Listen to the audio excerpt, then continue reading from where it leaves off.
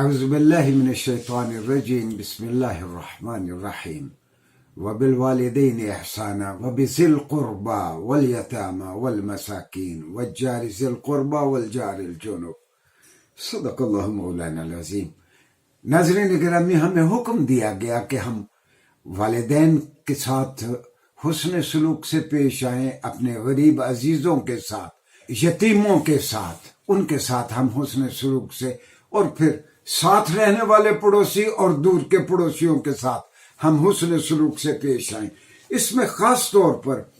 بخاری شریف میں ایک روایت ہے کہ رسول اللہ صلی اللہ علیہ وسلم نے فرمایا، لیس بمؤمن من لم یأمن جارہ بوائقہ، اور رسول اللہ صلی اللہ علیہ وسلم فرماتے ہیں وہ شخص صاحب ایمان نہیں ہے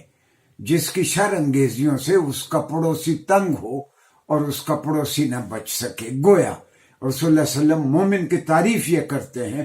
کہ مومن وہ ہے جس کے ہاتھ سے اس کے پڑوسی کو کوئی گزند اور کوئی نقصان نہیں پہنچتا۔ ایک اچھا معاشرہ تو تبھی بنے گا جو آپ کا ہم دیوار ہے، آپ بھی اس کا خیال رکھیں، وہ بھی آپ کا خیال رکھے۔ اور اس سلسلے میں رسول اللہ صلی اللہ علیہ وسلم سے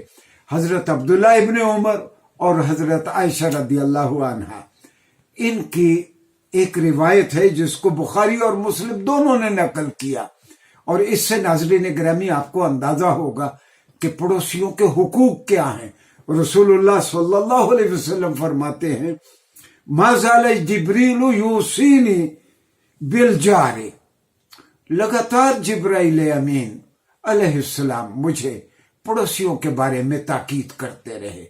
جب بھی جبرائیل میرے پاس آتے تو مجھے پڑوسیوں کا خیال رکھنے کا فرماتے کہ اللہ نے کہا ہے پڑوسیوں کا خیال رکھو۔ رسول اللہ صلی اللہ علیہ وسلم فرماتے ہیں، حتی ظننت انہ سیورثہ، مجھے یہ گمان گزرنے لگا کہ کہیں اللہ تعالیٰ پڑوسیوں کو بھی وراثت میں حصے دار تو نہیں بنا دے گا۔ یعنی گویا ٹھیک ہے کہ پڑوسیوں کو وراثت کا حصے دار نہیں بنایا گیا، وراثت کے حصے دار تو میں مر جاؤں گا، میرا بیٹا، میری بیٹی، میرے والدین، میرے بھائی بہن، میری بیوی، وہ میرے وارث ہیں، میرے قریبی رشتہ دار وارث ہیں، پڑوسی یقیناً وارث نہیں ہیں۔ لیکن عربی میں یہ ایک کہنے کا انداز ہے کہ رسول اللہ صلی اللہ علیہ وسلم فرماتے ہیں کہ اس قدر مجھے پڑوسیوں کا خیال رکھنے کا کہا جبرائیل نے، مجھے گمان ہونے لگا کہ اللہ تعالیٰ شاید پڑوسیوں کو وراثت میں شریک کر دے گا۔ ایک اور حدیث میں آپ کی خدمت میں پیش کرتا ہوں، رسول اللہ صلی اللہ علیہ وسلم نے فرمایا، اس سے آپ کو اندازہ ہوگا کہ رسول اللہ صلی اللہ علیہ وسلم نے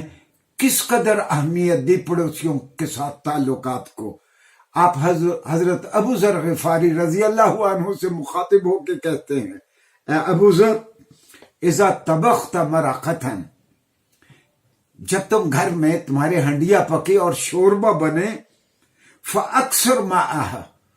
اس میں پانی کو بڑھا لیا کرو، یعنی شوربے کو لمبا کر لیا کرو، اس میں پانی زیادہ ڈال لیا کرو، وتعاہد جیرانک، اور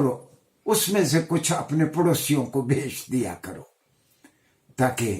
پڑوسی اگر وہ ویسا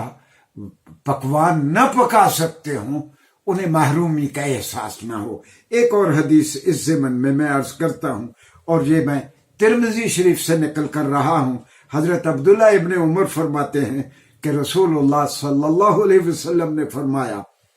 خیر الاصحاب عند اللہ تعالی، اللہ کی نظر میں وہ لوگ سب سے بہتر ہیں، خیرہم لصاحبہ، وہ لوگ سب سے بہتر ہیں جو اپنے ساتھیوں کے لیے، اپنے ساتھ کام کرنے والوں کے لیے، اپنے ملنے والوں کے لیے سب سے بہتر ہیں۔ اللہ کی نظر میں وہ شخص اچھا ہے جو اپنے فیلو ورکرز کے لیے، اپنے ساتھیوں کے لیے، اپنے اعزاء اقربا کے لیے بہتر ہے۔ پھر رسول اللہ صلی اللہ علیہ وسلم فرماتے ہیں، وَخَيْرُ الْجِيرَانِ عِنْدَ اللَّهِ تَعَالَى خَيْرُهُمْ لِجَارِهِ، کہ اللہ کی نظر میں وہ پڑوسی سب سے بہتر پڑوسی ہے جو اپنے پڑوسیوں کا خیال رکھتا ہے۔ ناظرین گرامی، یہ اسلامی تعلیمات ہیں۔ اور یہ سرور عالم صلی اللہ علیہ وسلم کا طریقہ کار تھا، اور آپ نے جس نسل کو تیار کیا انہی تعلیمات کی روشنی میں، اور آج یہ تعلیمات ہماری نظروں سے محو ہو گئی ہیں۔ ایک گھر میں شادیانے بجتے ہیں، ان کو اس بات کا احساس تک نہیں ہوتا کہ ساتھ والے گھر میں آج ایک مرد پڑی ہے جو تدفین کے انتظار میں ہے۔ اگر ایک پڑوسی اپنے پڑوسی کا خیال نہیں رکھتا تو وہ یقیناً رسول اللہ صلی اللہ علیہ وسلم کے طریقے کو اختیار نہیں کرتا۔ ناظرین گرامی، میں نے پہلے بھی عرض کیا تھا کہ اسلامی تعلیمات آداب معاشرت کے سلسلے میں بہترین کتاب یہ وہ امام نووی کی ہے، ریاض الصالحین۔ انہوں نے وہ آداب معاشرت سے متعلق ساری احادیث اس میں اکٹھی کر دی ہیں، اور مشرق بعید کے ممالک میں یہ کتابیں ہر دلہن کو دی جاتی ہے یہ کتاب۔ اور آپ حیران ہوں گے کہ مغرب جہاں سے الغزو الفکری، یہ فکری یلغار ہو رہی ہے، تہذیبی یلغار ہم پہ ہو رہی ہے، امریکہ میں پتہ نہیں کتنی ریسرچز ہوئی اس بات پہ کہ ملائیشیا، انڈونیشیا، برونائی دارالسلام کے سلیبس سے اس کتاب کو کسی طرح نکال دیا جائے۔ ناظرین گرامی، آج کے